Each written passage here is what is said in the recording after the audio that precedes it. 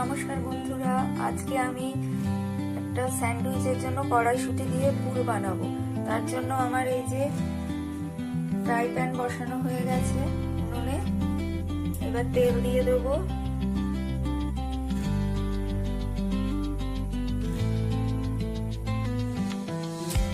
তেল গরম হলে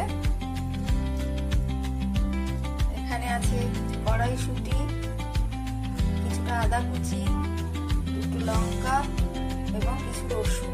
এইগুলো আমি ফ্রাই প্যানে নেড়ে নেব। নেড়ে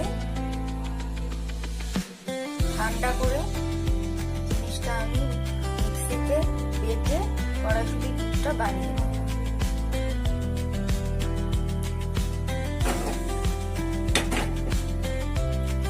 আমার কড়াই গরম হয়ে গেছে, আমি সবজিগুলো দিয়ে দিচ্ছি।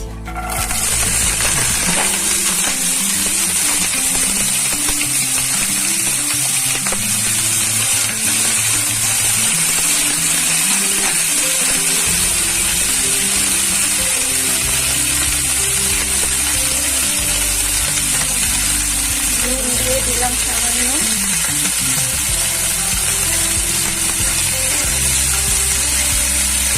নাড়াচাড়া করে কিছুটা ভাজা ভাজা করে নামিয়ে ঠান্ডা করে মিক্সিতে একটা পুর বানিয়ে নেব।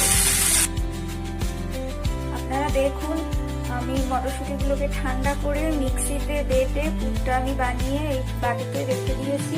এইবার পাউরুটির মধ্যে ভরে স্যান্ডউইচের মতন সেঁকে নিলেই কড়াইশুঁটির পুর দিয়ে পাউরুটির স্যান্ডউইচ তৈরি হয়ে যাবে। এইভাবে তৈরি করে আপনারা খেতে পারেন, খুবই ভালো লাগবে খেতে। পাউরুটির স্যান্ডউইচ দেখুন, পাউরুটির মধ্যে আমার কড়াইশুঁটির পুর ভরা হয়ে গেছে, হয়ে আমার ফ্রাই প্যানে দেওয়া হয়ে গেছে। আমি আপনাদের দেখাচ্ছি, এই যে পুর ভরা হয়ে গেছে দেখুন।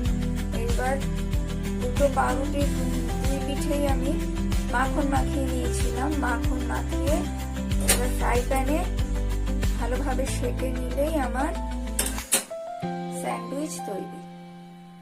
এক পিঠ আমার সেঁকা হয়ে গেছে, আর এক পিঠ সেঁকে নামিয়ে নিলেই স্যান্ডউইচ আমার তৈরি হয়ে যাবে।